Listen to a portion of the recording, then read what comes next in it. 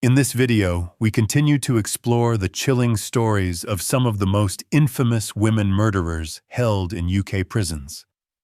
From calculated poisonings to brutal killings, these women shattered the illusion of innocence and stunned the nation with their heinous acts.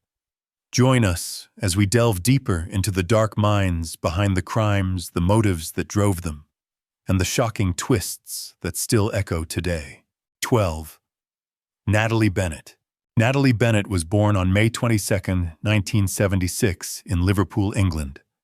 Raised in a working-class family, her early life was marked by a series of personal challenges.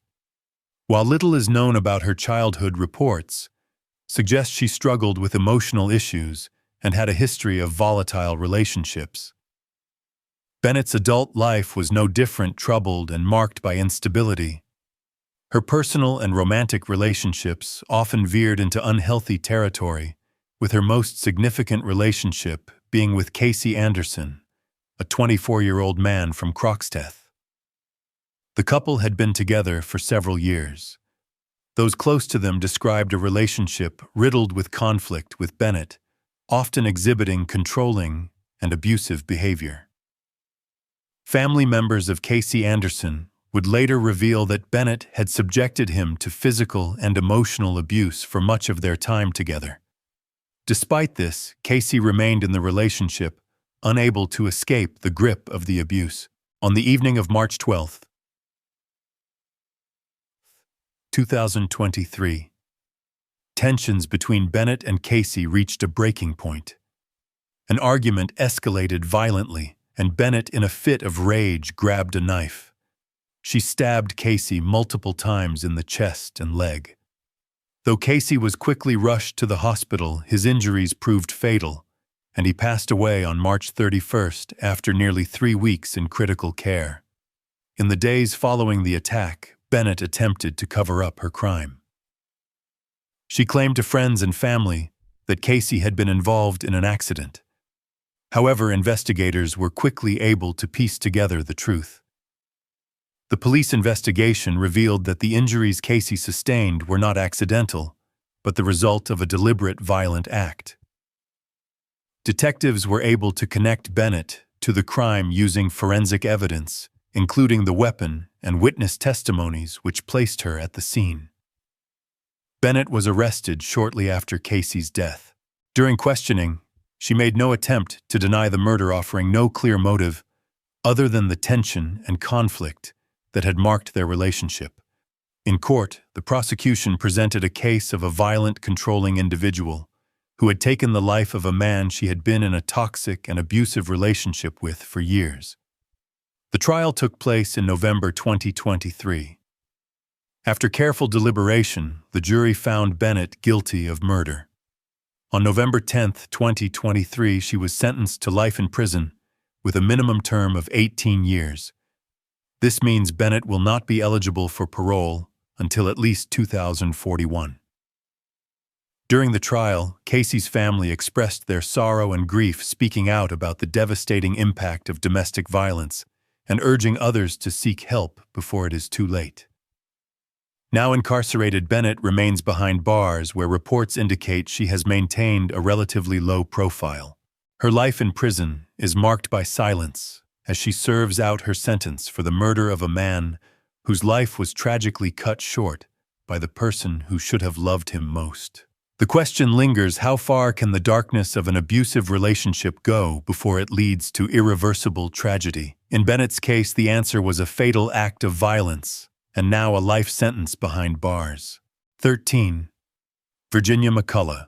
Virginia McCullough was born on October 20, 1987, in Great Baddow, Essex, England, the youngest of 5 daughters.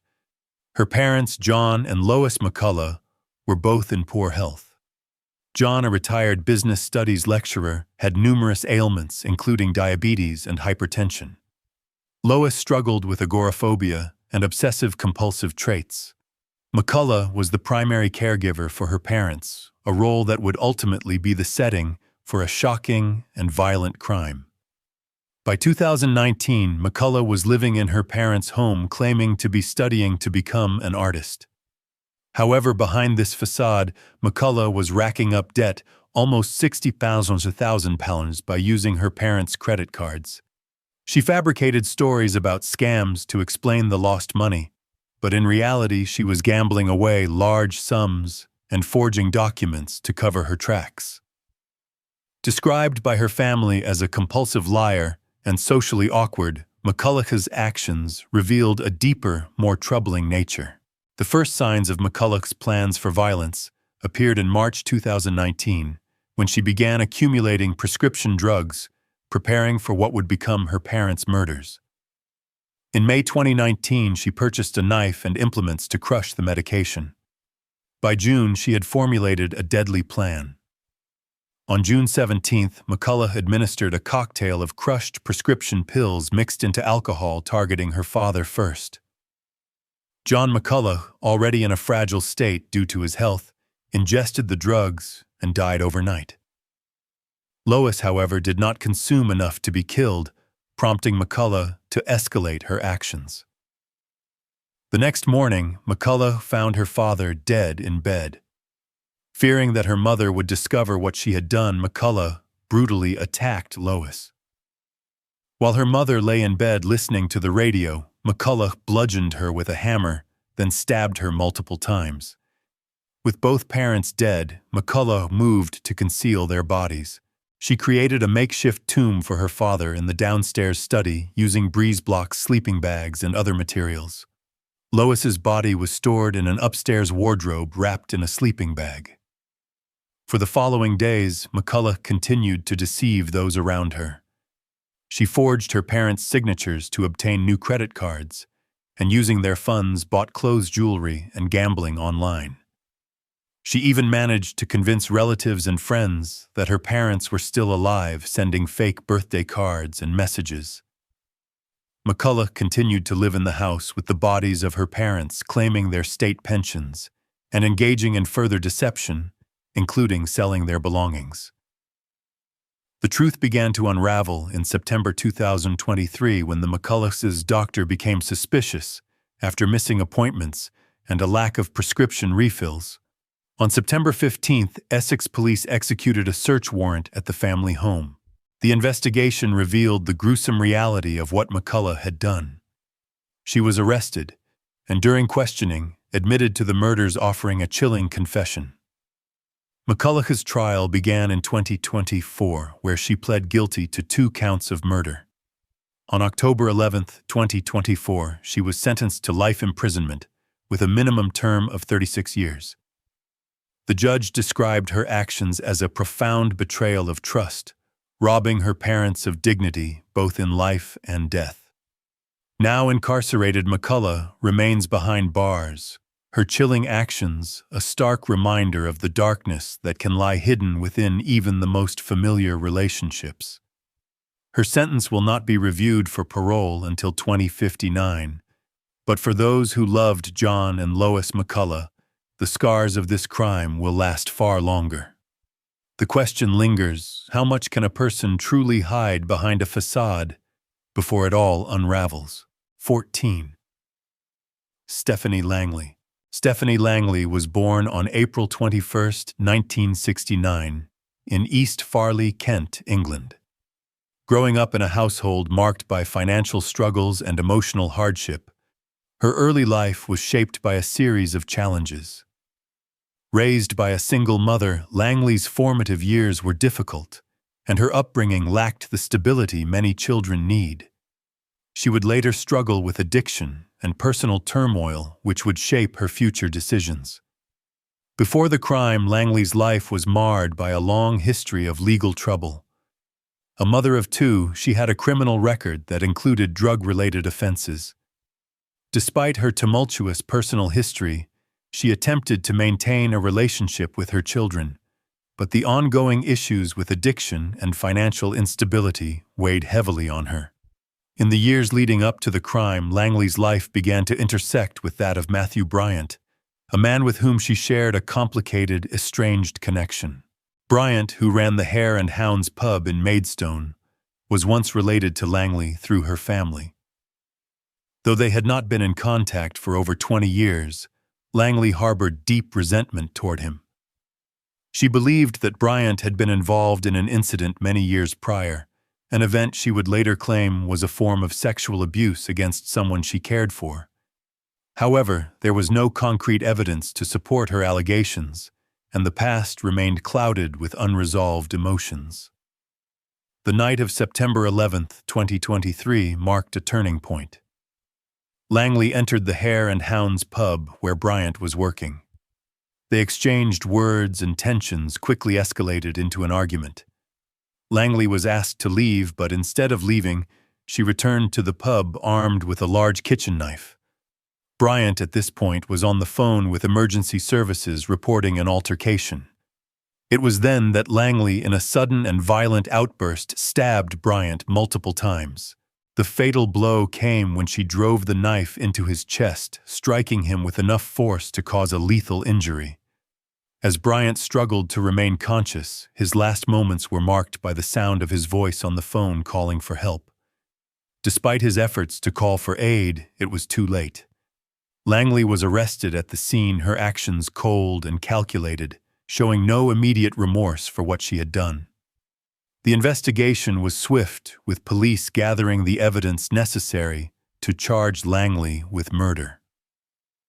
When questioned, Langley did not deny the crime but claimed it was a result of long-standing personal grievances which she had let build up over time. The motive seemed to stem from her deep-seated hatred for Bryant, a hatred that had festered for decades. Langley's trial began in 2024. The prosecution painted a clear picture of a woman who had acted out of calculated vengeance, while the defense argued diminished responsibility due to her troubled past. On May 1, 2024, Langley was found guilty of murder and sentenced to life in prison with a minimum term of 24 years. As of now, Langley remains incarcerated in a high-security facility. There are few details about her behavior behind bars, but it's clear that the crime she committed continues to haunt those who knew Matthew Bryant. Some crimes leave a lasting legacy, one that stretches far beyond the walls of a courtroom. The question remains, can someone truly escape the weight of their own unresolved anger? 15. Christine Rawle. Christine Rawle, born on February 18, 1954, in Braunton, Devon, England, lived a life that seemed unremarkable at first glance. Raised in the rural landscapes of the Southwest, she spent much of her youth in the quiet, close-knit community that would later become the backdrop of her crimes. She married Ian Rawle, a man 4 years her senior, in the early 1980s. The couple settled in a farmhouse in Devon, where Ian worked the land, and Christine managed the household. They had a relatively peaceful existence, but beneath the surface, tensions simmered. Christine's relationship with Ian began to deteriorate over the years, primarily due to financial strain. The couple's farm was facing difficulties, and Christine grew more concerned about the future, particularly her deteriorating eyesight. She hoped that selling a piece of their land would fund a surgery that could restore her vision. Ian, however, disagreed. The land was valuable, and he refused to part with it. This disagreement escalated over time, and by the summer of 2022, the couple's relationship was fraying at the edges. On the evening of August 12, 2022, a heated argument took place in the Rawles' farmhouse. Christine, frustrated and desperate, confronted Ian once again about selling the land. This time, something snapped. In a moment of rage, she retrieved a kitchen knife and fatally stabbed her 72-year-old husband in the chest. Ian collapsed, dying almost instantly from the wound. Christine, in shock and with no clear plan, placed a call to emergency services, but by the time they arrived, it was too late. The investigation began immediately. Christine's story was inconsistent. At first, she claimed that Ian had attacked her, but the forensic evidence told a different story. The knife wound was a deliberate, targeted strike to the chest.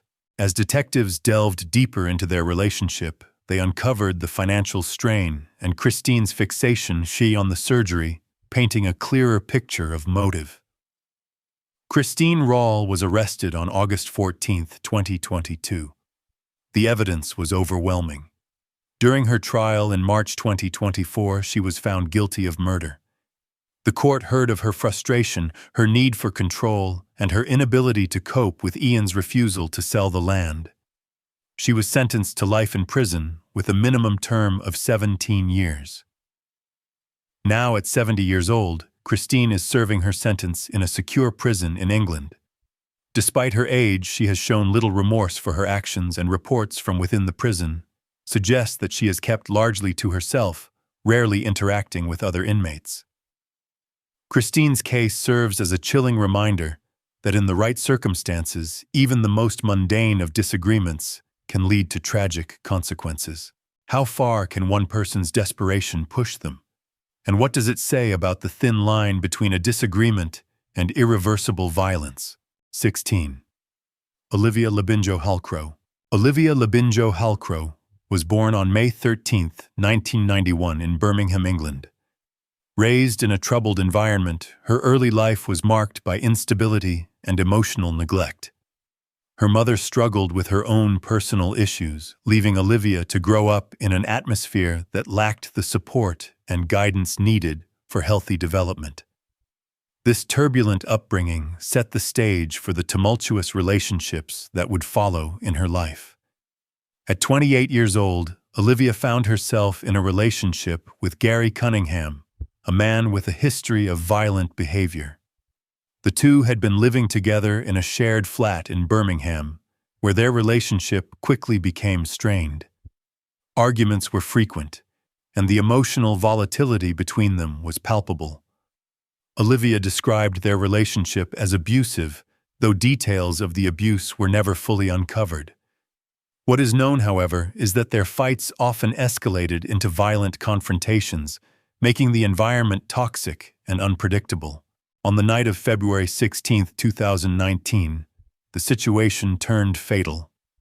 Olivia, in the midst of yet another argument with Gary, grabbed a kitchen knife. The details of the argument remain unclear, but the end result was undeniable. Gary Cunningham was found in the corridor of their flat, stabbed multiple times. He had suffered fatal wounds, including a severe injury to his left leg that led to his death. Olivia, covered in blood, was later found inside the flat, where a blood-stained knife lay in the kitchen sink. The scene was grim, and the reality of what had occurred began to unfold. An investigation was launched immediately. Police quickly gathered evidence, and Olivia was arrested. During questioning, she admitted to stabbing Gary, claiming she had acted in self-defense after a violent argument. However, her claims were inconsistent, and the evidence painted a more troubling picture.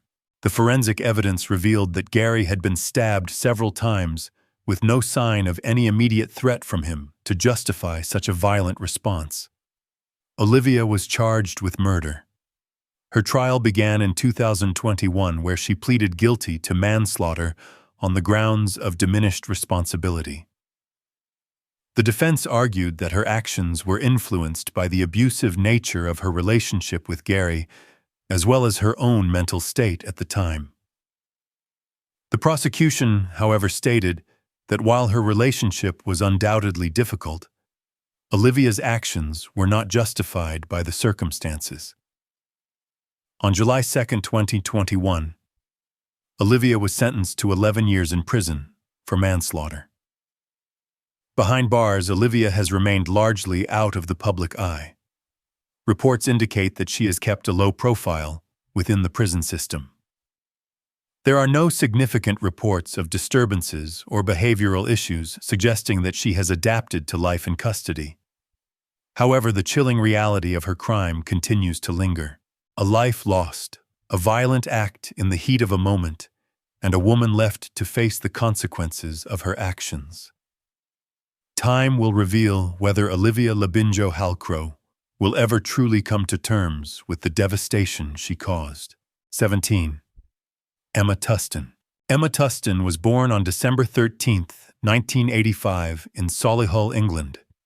Raised in a working-class family, little is known about her early life, But it was later revealed that her relationships in adulthood were often marked by instability and dysfunction. Tustin had several partners before meeting Thomas Hughes, with whom she began a relationship in 2019. This would ultimately lead to the tragic events that would unfold in 2020. Tustin and Hughes became a couple shortly after meeting on a dating website. Thomas Hughes, Arthur Labinjo Hughes' father, had shared custody of his son, and in the midst of the COVID-19 lockdown, Tustin and Hughes moved in together with Arthur. While initially Arthur was reported to be a happy and healthy child, things began to change once he was in Tustin's care. Over time, Tustin's behavior toward Arthur became increasingly abusive. Her actions were not limited to verbal insults, but escalated to physical punishment. Arthur, a 6-year-old boy, was isolated from the rest of the family, forced to stand in a hallway for hours, deprived of food, and made to sleep on the floor, while the other children in the household enjoyed normal comforts. Tustin regularly referred to Arthur with cruel names like Satan and Devil Child, using these insults as part of her ongoing psychological abuse. As the months passed, Arthur's physical condition deteriorated. He was malnourished, covered in bruises, and suffering from salt poisoning, all signs of neglect and mistreatment. During a period of isolation in June 2020, Tustin took the abuse to a deadly level. On June 16, 2020, Arthur was assaulted by Tustin. She violently shook him and repeatedly hit his head against a hard surface. The assault lasted only a minute, but it left Arthur with a catastrophic brain injury. 12 minutes later, Tustin called emergency services, telling paramedics that Arthur had fallen and hit his head, claiming it was an accident. She even sent a photograph of Arthur, who was on the verge of death, to Hughes. Arthur was rushed to Birmingham Children's Hospital, where doctors attempted to save him, but his injuries were too severe. Later that evening, the 6-year-old passed away from the brain injuries inflicted by Tustin. His death was later described by the authorities as a result of torture, with over 130 bruises on his body and evidence of prolonged neglect. An investigation followed Arthur's death, with police scrutinizing the evidence of abuse. Tustin and Hughes's phone records revealed a pattern of cruelty. Texts, photos, and videos uncovered the extent of the abuse Arthur had suffered, including recordings of him crying for help and begging for affection. This evidence was critical in building the case against both Tustin and Hughes. Emma Tustin was arrested and charged with murder. She was convicted in December 2021 and sentenced to life in prison with a minimum term of 29 years. Thomas Hughes, Arthur's father, was convicted of manslaughter and sentenced to 24 years in prison. Tustin is currently incarcerated at HMP Peterborough, where she remains under tight security. As the case came to an end, Arthur's death became a symbol of the failings in child protection during the COVID-19 lockdown, a time when many vulnerable children slipped through the cracks. Despite her conviction, the question remains, how can someone capable of such cruelty exist in the first place? And what lessons can society learn from the tragic loss of an innocent child? 18. Scarlett Jenkinson. Scarlett Jenkinson was born on August 5, 2006, in Warrington, England. Growing up in a suburban neighborhood, her early life appeared unremarkable. Raised in a family where both parents were professionals, Scarlett had 3 siblings. While there were no immediate signs of trouble during her childhood, her behavior began to shift during her teenage years. Jenkinson had a history of troubled relationships with peers. In 2022, she was transferred to Birchwood High School after an incident at her previous school, where she had brought cannabis edibles into the playground, resulting in a child being hospitalized. Despite this, she was considered a low-risk student, polite and seemingly well-adjusted at her new school. However, her behavior started to show subtle signs of dysfunction, dropping attendance, a decline in punctuality, and an increasing sense of isolation. In late 2022, Scarlett met Brianna Gay, a 16-year-old transgender girl, and the two formed a friendship that would tragically evolve into something darker. Jenkinson and Brianna grew closer, often spending time together in the school's inclusion room. Brianna, struggling with ADHD, autism, and anxiety, was known to be vulnerable, which Jenkinson seemed to exploit. Despite their differences, both found comfort in one another's company, though their friendship would soon take a sinister turn. In private conversations with Eddie Ratcliffe, her longtime online friend Jenkinson began discussing violent fantasies and plans to harm others. Ratcliffe, initially hesitant, was drawn into her delusions with Jenkinson, talking openly about her fascination with death and murder. On December 15, 2022, Jenkinson confided in Ratcliffe about Brianna, describing her as someone she was obsessed with, though not romantically.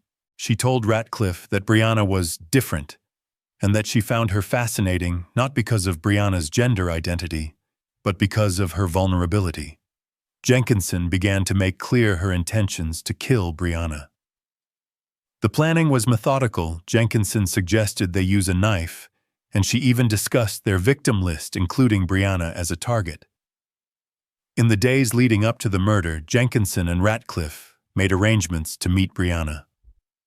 On February 11, 2024, they lured her to Linear Park, a secluded spot. Jenkinson had already chosen the place, knowing Brianna often walked there with her dog. The attack was brutal and premeditated. Jenkinson repeatedly stabbed Brianna with Ratcliffe standing by. Jenkinson then took a photo of Brianna's dying body, which she later sent to Ratcliffe, as though the murder was a mere accomplishment to boast about. The investigation quickly unraveled after the killing. Police examined the couple's phone records, which revealed numerous disturbing conversations and plans involving the murder. They also discovered Jenkinson's journal filled with violent fantasies, including lists of people she believed needed to go. This evidence made it clear that the murder was premeditated and motivated by Jenkinson's warped desire for power and control. Jenkinson was arrested and charged with murder, while Ratcliffe was charged as an accessory. During the trial, Jenkinson was described as manipulative, driven by a mix of obsession and fantasy. She was convicted of the murder of Brianna Gay and sentenced to life in prison with a minimum term of 29 years. Jenkinson is currently serving her sentence at a secure youth facility. Reports suggest she has remained mostly quiet, showing little remorse for her actions. The chilling question remains: what drives someone so young to plan and execute such a brutal murder, and how many others like her are out there hidden beneath the surface of normalcy? 19. Nicola Edgington.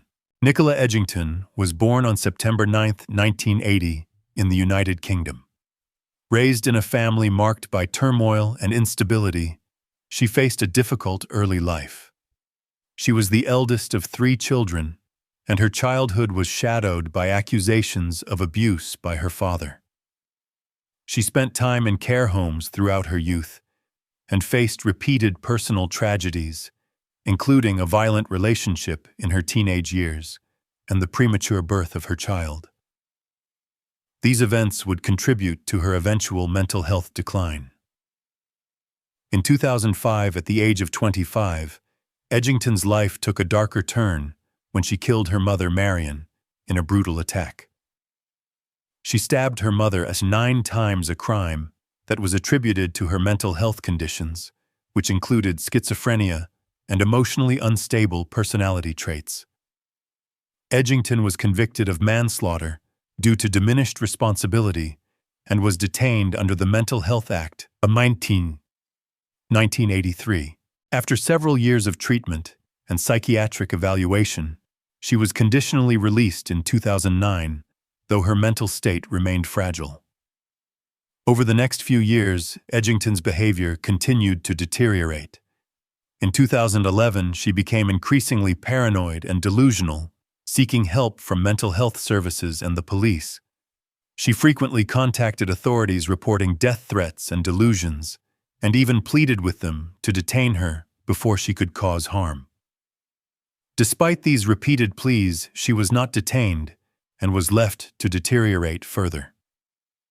On October 10, 2011, Edgington, in the grip of a severe psychotic breakdown, embarked on a violent spree in Bexley Heath, London. She first bought a knife from a local store and attempted to murder 22-year-old Carrie Clark. The attack was interrupted when a member of the public disarmed her, but Clark survived. Edgington then stole a knife from a butcher's shop and attacked 58-year-old Sally Hodkin. The assault was swift and brutal, and Hodkin was nearly decapitated, dying from her injuries shortly after the attack. Edgington was arrested shortly afterward. During questioning, she exhibited signs of severe delusions, including paranoid thoughts and religious hallucinations. She believed she was being targeted by a 100-eyed monster and that she was living in a computer simulation. Psychiatrists testified that while Edgington's schizophrenia played a significant role in her actions, her borderline personality disorder also contributed to her ability to carry out the attacks with calculated aggression. In February 2013, Edgington stood trial for the attempted murder of Carrie Clark and the murder of Sally Hodkin. The jury found her guilty, and she was sentenced to life imprisonment with a minimum term of 37 years. The judge remarked that while Edgington's mental health issues were a factor, the nature of her actions, random, violent, and unprovoked, made her a danger to society. Edgington remains incarcerated, serving her sentence at a high-security facility. Her behavior behind bars has reportedly been consistent with her previous patterns, and she remains a subject of psychiatric evaluation. Despite her mental illness, the chilling nature of her actions raises the question how much of her violence can be attributed to her psychiatric condition, and how much to a deeper, more deliberate malice. 20. Ruth Ellis. Ruth Ellis was born on October 9, 1926, in Rawle, Denbighshire, Wales. Growing up, Ellis experienced a troubled childhood marked by abuse. Her father, Arthur Hornby, was physically and sexually abusive toward her and her sister. Despite the turmoil at home, Ellis tried to make a life for herself, eventually leaving home to move to London. There, she entered the world of nightclub hostessing, a job that brought both money and a series of chaotic relationships. One of the most significant relationships in Ellis's life was with David Blakely, a racing driver. Blakely, though engaged to another woman, began an affair with Ellis. Despite their tumultuous relationship, they became involved for a time, and Ellis became increasingly obsessed with him. She would later describe their relationship as violent and manipulative. In January 1955, after Blakely punched her in the stomach during an argument, Ellis suffered a miscarriage. This incident deepened her emotional distress and set the stage for what was to come. On Easter Sunday, April 10, 1955, Ruth Ellis confronted David Blakely outside the Magdala pub in Hampstead, London. After a brief interaction, Ellis, carrying a .38 caliber revolver, shot Blakely 5 times. The first shot missed, but she pursued him, shooting him again until he collapsed. She stood over him, firing 3 more shots, one of which was fired point-blank into his back. The final bullet ricocheted off the ground, injuring an innocent bystander. Ellis, in a state of shock, was quickly arrested by an off-duty policeman who had witnessed the scene. Ellis made no attempt to flee the scene and appeared calm during her arrest, stating that she was guilty but confused. Blakely was rushed to the hospital but died from his injuries. Ellis was held in custody and underwent several psychiatric evaluations, but despite her apparent mental health struggles, she was charged with murder. At her trial in June 1955, the prosecution presented a case of premeditated murder. Ellis's defense argued that she had been deeply affected by the abuse in her relationship and her emotional instability. However, the jury took just 20 minutes to convict her of murder. On July 13, 1955, Ruth Ellis was hanged at Holloway Prison, becoming the last woman to be executed in the United Kingdom. Her execution stirred widespread public debate, with many questioning whether a death sentence was just for a woman in such a disturbed state. Despite petitions and calls for clemency, her death sentence was carried out. Ellis's case became a focal point for the growing anti-death penalty movement in Britain. Ruth Ellis remains a controversial figure. Her death raised questions about justice, mental health, and the impact of abuse. While she is remembered as a victim of her circumstances, her actions were indisputable. The chilling truth remains what drives someone to take another life, even when consumed by pain, and what lessons have been learned from her tragic end. 21. Karen Matthews. Karen Matthews was born on February 26, 1976, in Dewsbury, West Yorkshire, England. Raised in a working-class family, Matthews had a tumultuous upbringing. By the time she reached adulthood, she had already become a mother to several children. Matthews had a history of troubled relationships, including with her boyfriend, Craig Meehan, who would later be embroiled in the events surrounding her daughter's kidnapping. On February 19, 2008, Matthews's 9-year-old daughter, Shannon Matthews, was reported missing after she failed to return home from school. Matthews claimed her daughter had disappeared without a trace, triggering a large-scale police investigation. The search for Shannon, which spanned 24 days, captivated the nation and became one of the most publicized missing person cases in the UK. Thousands of volunteers joined the search, and a £50,000 reward was offered for information, leading to Shannon's safe return. However, as the investigation progressed, suspicions grew around Matthews. On March 14, 2008, Shannon was discovered alive and well in the base of a divan bed at the home of Michael Donovan, a man connected to Matthews's family. Donovan was the uncle of Matthews's boyfriend. Shannon was found after being hidden for nearly a month.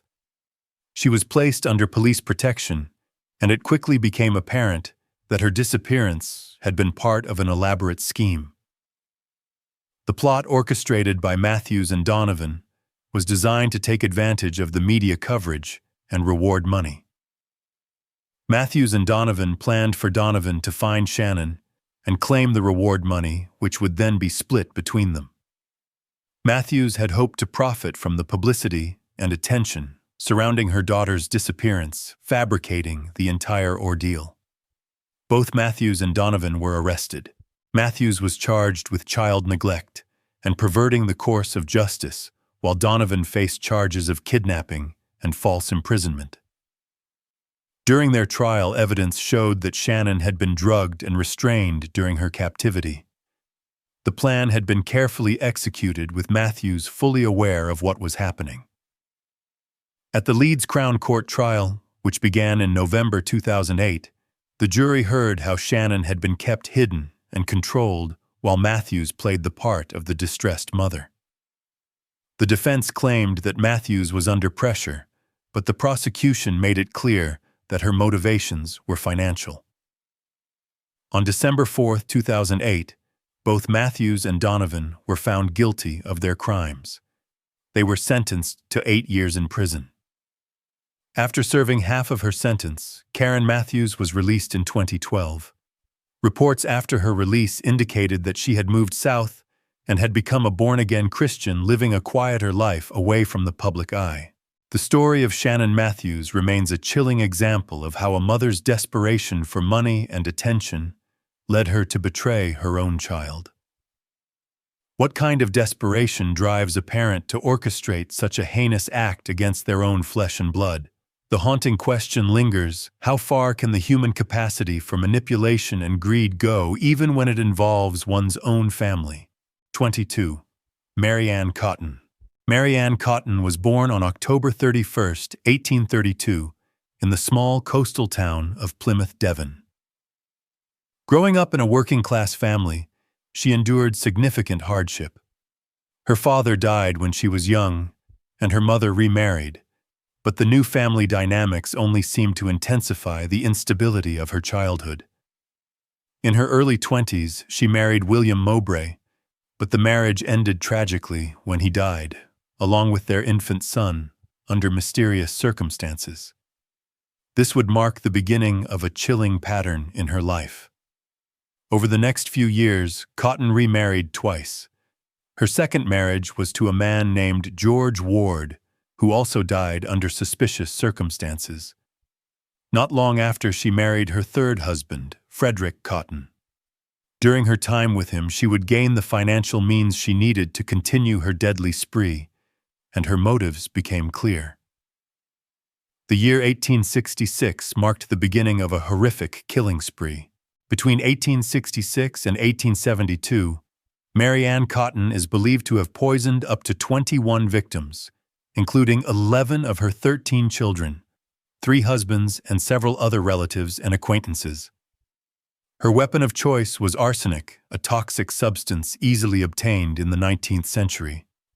At the time, arsenic was often used in pesticides, but it was also widely available in many household products. Cotton would mix the poison in food or drink, causing the slow, painful deaths of her victims. Her motive was primarily financial. She took out life insurance policies on her husbands and children, and after each death, she would collect the payout. The recurrent deaths around her, particularly in her family, eventually aroused suspicion. Neighbors and relatives began to notice that Mary Ann seemed to thrive after the deaths, financially and emotionally detached from the grief she should have felt. Her ability to manipulate her way through society as a caring mother and housekeeper shielded her from immediate suspicion. However, in 1872, after the suspicious death of her last husband, Frederick Cotton, police began to connect the dots. An investigation ensued, and forensic evidence revealed traces of arsenic in the body of her husband. Upon further scrutiny, authorities uncovered the shocking extent of her crimes, and she was arrested for the murder of her husband, though many believed she was responsible for far more.